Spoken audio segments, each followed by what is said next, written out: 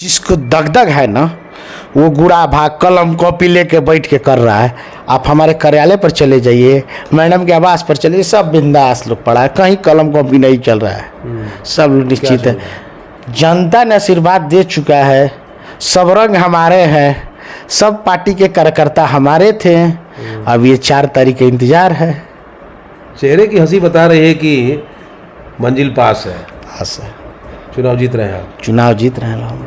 निर्दलीय लड़ना है, दल से नहीं दिल से, ये तमाम बातें जो आपको बड़ा सही पूरे चुनाव में आपके पक्ष में रही, इस तरह की बातें आखिर कौन करता था? चुनाव के अभियान को ले चलना और अकेले उसामा साहब का बाहर नहीं आना, उसामा साहब के इस निर्वाचन क्षेत्र में सघन दौरा नहीं होना, आखिर कहीं ना कहीं ना सुनिए, योजना कुछ नहीं। ओसामा साहब का क्षेत्र में नहीं आने का, मैडम कहती थी कि भाई हमारे राजनीतिक में किसी का दखल अंदाजी नहीं चलेगा, हमको जनता से डायरेक्ट होना है। BA, BCom, BSc, MA, MCom करें विश्व की सबसे बड़ी यूनिवर्सिटी इग्नू से। सॉल्व असाइनमेंट्स और गाइड बुक्स प्राप्त करें। संपर्क करें Mahakal computers, DAV PG college के पास, पंच मंदिरा मोड़ से दाहिने, सिवान।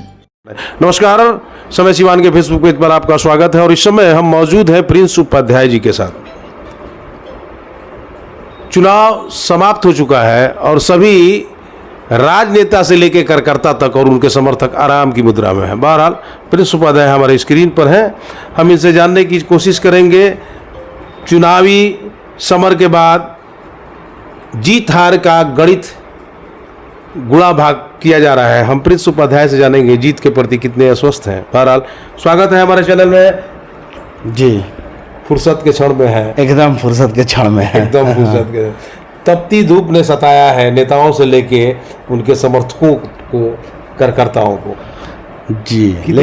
लेकिन ये धूप हम लोग को पता ही नहीं चला कि कितना कड़ा धूप है, क्योंकि जब हिना साहब का मेहनत हम लोग देखते थे तो लगता था ये तो कुछ नहीं है। क्योंकि एक महिला आपको सुबह 4 बजे उठ जाना और 6:30 पौने 7 में घर से निकल जाना और रात को 2 बजे वापस घर आना, उम्र भी उनका हो गया, तो हम लोग उनको देख के ये सोचते थे कि इतनी उम्र में ये महिला इतनी मेहनत करती है, तो हमको लगता है कि पूरे बिहार में कोई इतना मेहनत करने वाला नहीं होगा। माने आप कायल हो गए। हम क्या, बहुत लोग, हमारे विपक्षी लोग भी कह रहे हैं कि भाई उतना मेहनत किसी से नहीं हो सकता है। पूरे चुनावी समर में उन्होंने बहुत सारे क्षेत्रों में बहुत सघन दौरा किया। क्या शेड्यूल होता था आप लोगों का? सुबह मैडम उठती थी 4 बजे, अपना नमाज अदा वगैरह करके उसके बाद से 5:30 बजे करीब में नीचे बाहर आ जाती थी और 5:30 में लोगों का मिलना जुलना, क्षेत्र का लोग। प्रिंस उपाध्याय को कब फोन आता था? फोन हमको आज तक नहीं आया है। तो आपकी क्या तैयारी होती थी, कैसे उनके काफिले में? हमारा प्रत्येक बार देखा गया हम लोग का टाइमिंग था, मैडम सुबह 6 बजे निकलती थी। हम लोग का बना हुआ था कि कितने बजे मैडम निकलेंगी। उस समय सब आपकी दिनचर्या हम पूछते, आप कितने बजे उठते थे? हम घड़ी से देख के सुबह 5:40 से 45 में उठ जाते थे। उसके बाद उठना, फ्रेश व्रेश होना, एकदम मैडम के दरवाजे पर 6:10 6:15 में पहुंच जाते थे। 6:10 तक आप पहुंचे? 6:15 6:20 तक। काफिला कब निकलता था? एकदम घड़ी से देख के 6:40 से 45 में मैडम। काफिला नहीं निकलता था, मैडम एक गाड़ी से घर से निकलती थी। नहीं, बहुत सारी गाड़ियां उनके साथ आप तो घर पे भी आए हैं सुबह 7 बजे। आप देखे होंगे कि मैडम चाहे बहुत जगह शहर, सुबह का कार्यक्रम हम लोग रहता था शहर में, लोकल हम लोग कार्यक्रम करते। सुबह में हम लोग एक गाड़ी से निकलते थे, मात्र 3 से 4 लोग निकलते थे सुबह में। हम लोग निकलते थे, हम रहते थे, मुन्ना ड्राइवर थे मैडम के, उसके से मैडम रहती थी, कभी लीलावती जी हो जाती थी, कभी अनीता जी हो जाती थी। मैडम के साथ एक महिला लोग कोई रहता था और प्रिंस उपाध्याय हम रहते थे। शहर का भ्रमण हो जाता था। हाँ, उसका से जैसे कितने चुनावी नुक्कड़ सभाएं होती थी शहर में? सब सुबह में 2 3 4 होता था। कितना बज जाता था उसके बाद? सब करते करते हम लोग को 9 बज जाता था। 9 बज जाता था। अच्छा, 9 बजे के बाद क्या, किस तरह? 9 बजते के बाद हम लोग का जो शेड्यूल होता था उसका तो हम लोग आते थे वापस डेरा। अच्छा, वहाँ से शहर के भ्रमण के बाद आप लोग आते थे डेरा पे आते थे। वहाँ पे तो बहुत सारे कार्यकर्ता लोग क्षेत्र के, जो सुबह जिनसे मुलाकात हो गया रहता था, तो 200-250 कार्यकर्ता रहते थे। सबसे मिलना जुलना मैडम से बातचीत लोग करता था, मैडम को सुझाव देता था, फिर मैडम कुछ सुझाव अपना देती थी, उसका सभी लोग क्षेत्र में अपना निकलता था। और मैडम कितने बजे मैडम फिर 9:30 में निकल जाती थी, आधे घंटे में।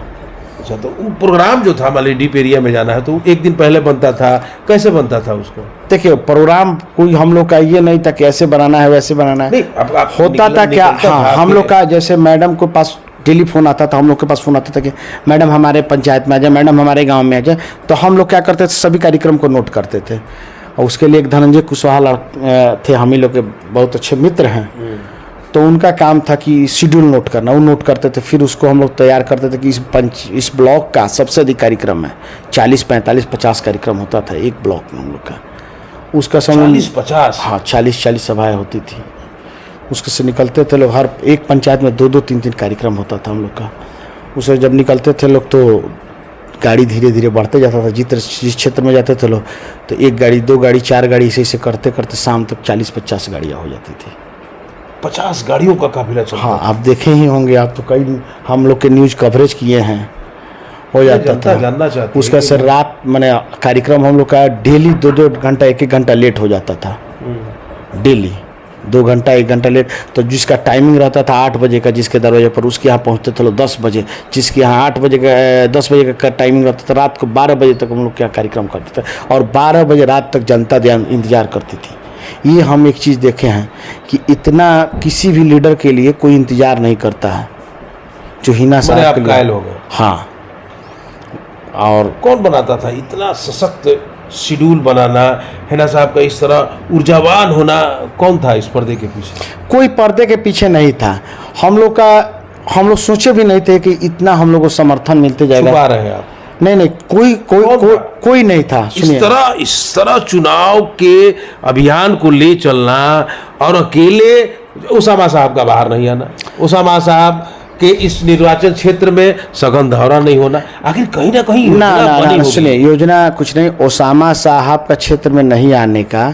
मैडम कहती थी कि भाई हमारे राजनीतिक में किसी का दखल अंदाजी नहीं चलेगा, हमको जनता से डायरेक्ट होना है, आप यहाँ घर पे रहिए। क्योंकि मैडम जब निकल जाती थी तो बहुत सारे क्षेत्र के लोग आते थे कि हमारे घर, तो वो ओसामा जी घर पे बैठे रहते थे, लोगों से मिलना जुलना, लोगों की समस्या सुनना। लोग नाराज भी होते थे कि मेरे यहाँ कार्यक्रम नहीं हो रहा है, तो उनको सब लोगों का सुनना, वो फिर धनंजय को कार्यक्रम बताना कि लोगों के यहाँ भी कार्यक्रम करवाया जाए। मैडम को बुलाया, मैडम का लोगों का अभी चुनाव बीत गया है, आज सुबह में लोग फ़ोन कर रहा है कि हमने के वोट दिले बन नहीं जा, लेकिन हमने के गांव में मैडम नहीं खिए, मैडम को बोली कि आवे के। तो भाई बोला गया कि भाई अब चुनाव 2-4 दिन आराम करने दीजिए, उसका फिर मैडम आप लोगों से मिलने आएंगे आपके क्षेत्र में। अरे कैसे फैसला हुआ प्रिंस जी, निर्दलीय लड़ना है, दल से नहीं दिल से, ये तमाम बातें जो आपको बड़ा सही पूरे चुनाव में आपके पक्ष में रही, इस तरह की बातें आखिर कौन करता था? देखिए चुनाव का हम लोग देखे कि 2-3 चुनाव हम लोग लूज किए, हर चीज़ पे हम लोग उसको मिलाया जुलाया कि क्या स्थिति है, क्या कंडीशन, क्यों हम लोग चुनाव 3 लूज किए।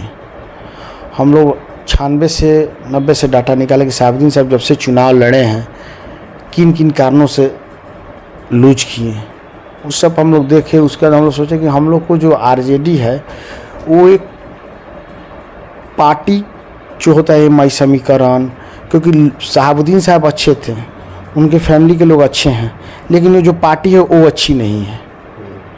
और वो आपको लगा कि हार के कारणों में से एक है आरजेडी से टिकट लेके चुनाव लड़ना? सबसे बड़ी क्योंकि आरजेडी केवल बहुत बड़ा फैसला था निर्दलीय लड़ना। एक तरफ पूरा जमात था, मशीनरी थी, प्रशासन था, बड़े बड़े नेता थे, बड़े बड़े लोग थे, इसके खिलाफ हम लोगों के पास जितना नेता है लोग उतना किसी पार्टी के पास नेता नहीं है।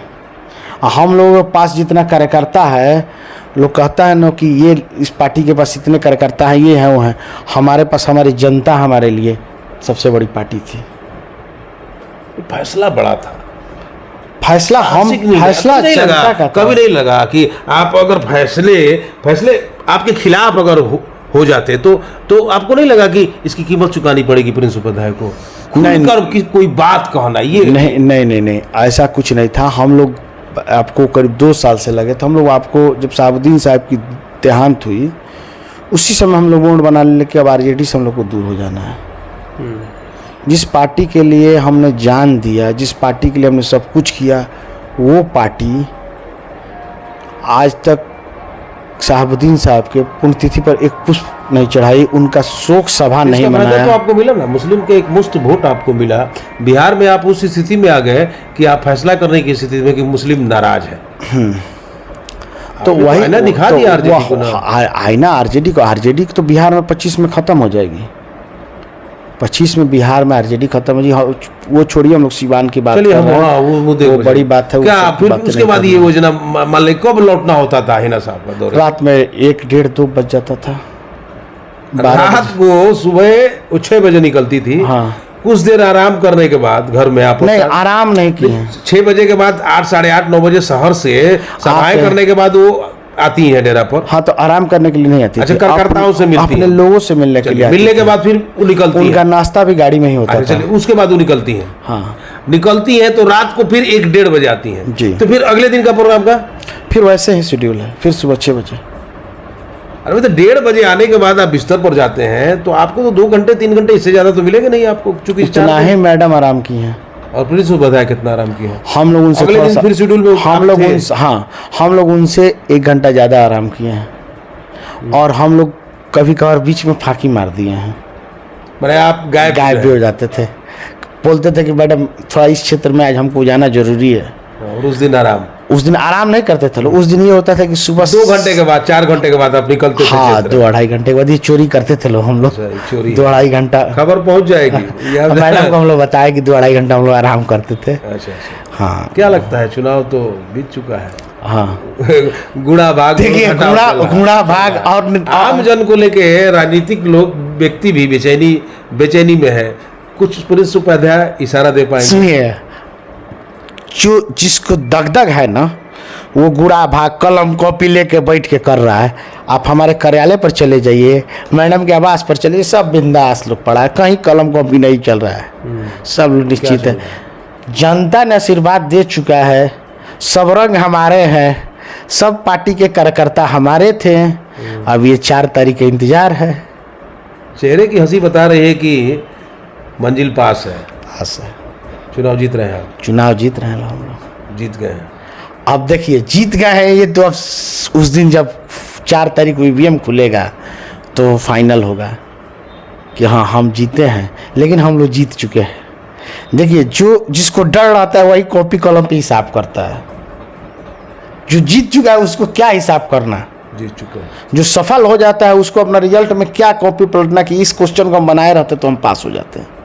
वही लोग आज कॉपी कलम जोड़ घटाव कर रहा है। आप चले जाइए बाकी किसी भी पार्टी के कार्यालय पर, जोड़ घटाव जरूर आपको मिलेगा।